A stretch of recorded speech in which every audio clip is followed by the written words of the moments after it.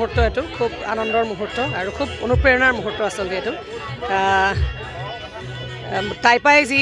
প্ৰতি বছৰে বীৰাংগনা মূলা গাভৰু শীৰ্ষক বঁটাটি আগবঢ়াই আহিছে বিভিন্ন মহিয়সী মহিলাসকলক বিভিন্ন ক্ষেত্ৰৰ মহিলাসকলক তাৰ মাজত আমাৰ নিচিনা এগৰাকী নগণ্য শিল্পীক যে তেওঁলোকে নিৰ্বাচন কৰিছে তাৰ কাৰণে মই টাইপাৰ সমূহ বৃহৎ পৰিয়ালবৃন্দক আন্তৰিক ধন্যবাদ জ্ঞাপন কৰিছোঁ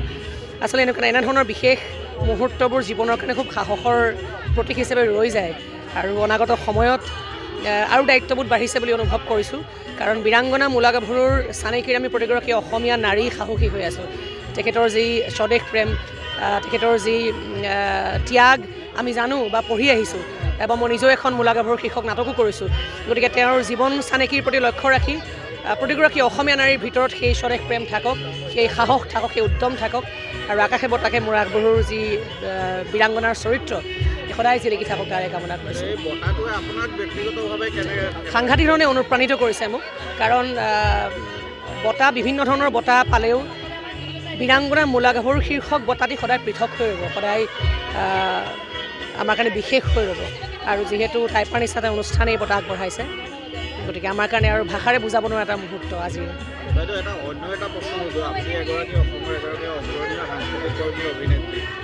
শেহতীয়াকৈ অসমৰ সাংবাদ জগতৰ ওপৰত বিভিন্ন ধৰণৰ আক্ৰমণ হোৱা দেখা পোৱা গৈছে সাংবাদিকসকলৰ বিৰুদ্ধে বিভিন্ন ধৰণৰ অভিযোগ তেওঁলোকক হেৰি কৰি জেললৈও প্ৰেৰণ কৰা হৈছে এই সম্পৰ্কে আপুনি এগৰাকী সেই সংক্ৰান্তত তেওঁৰ কি কেছ উঠিছে সেইটো সংক্ৰান্তত মই মুকলিকৈ ক'ব নোৱাৰিম কাৰণ ইমান ডিটেইল মই নাজানো যিহেতু কিন্তু এটা কথাই বিশ্বাস কৰোঁ যে সমাজত প্ৰতিজন মানুহৰ এটা নিজস্ব আদৰ্শ থাকে আৰু প্ৰতিজন মানুহৰ কিছু নিজস্ব সন্মান থাকে আৰু প্ৰতিজন মানুহে সন্মান সহকাৰে জীয়াই থকাটো উচিত বুলি মই ভাবোঁ বিবেচনা কৰোঁ আজি অনুষ্ঠানটোৰ বিষয়ে সুধিছে নহয় জানো যে আজি আপোনালোকে চাওক আমি বিগত আজি 15 বছৰৰ ওপৰত হ'ল আমি মূলা গাভৰু দিৱস আয়োজন কৰি আহিছোঁ আৰু বীৰ বীৰাংগনাৰ বিলাকক যদি আমি সৰি নাথাকোঁ বিশেষকৈ আমি আহোম জাতিয়ে আহোম যদি বীৰ বীৰাংগনাক যদি সৰি নাথাকোঁ তেতিয়া সৰা মানুহ কোনে সৰিব সেইটো এটা কথা 1 নম্বৰ কথা তাৰ উপৰি আমি প্ৰস্তুতি পৰামৰ্শ কিয় দিছোঁ আপোনালোকে নিশ্চয় জানিছে তেওঁ ভ্ৰাম্যমান থিয়েটাৰ লৈ অসমৰ বিভিন্ন প্ৰান্তলৈ যে মূলা গাভৰুৰ চৰিত্ৰটো মানুহক দেখুৱাই দিছে যে মূলা গাভৰুৱে কি কৰিছিলে এখন অকল তেওঁ গিৰিয়েকৰ কাৰণে যুদ্ধ কৰা নাছিলে অসমৰ কাৰণে কৰিছিলে অসমৰ ভূমিৰ হৈ যুদ্ধ কৰিছিলে অসমৰ মানচিত্ৰৰ কাৰণে যুদ্ধ কৰিছিলে যে তেনেকুৱা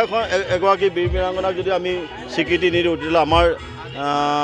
নেক্সট জেনেৰেশ্যনেও হয়তো শান্তি নাপাব সেইকাৰণে আমি আচলতে আমাৰ বীৰ বীৰাংগনাসকলক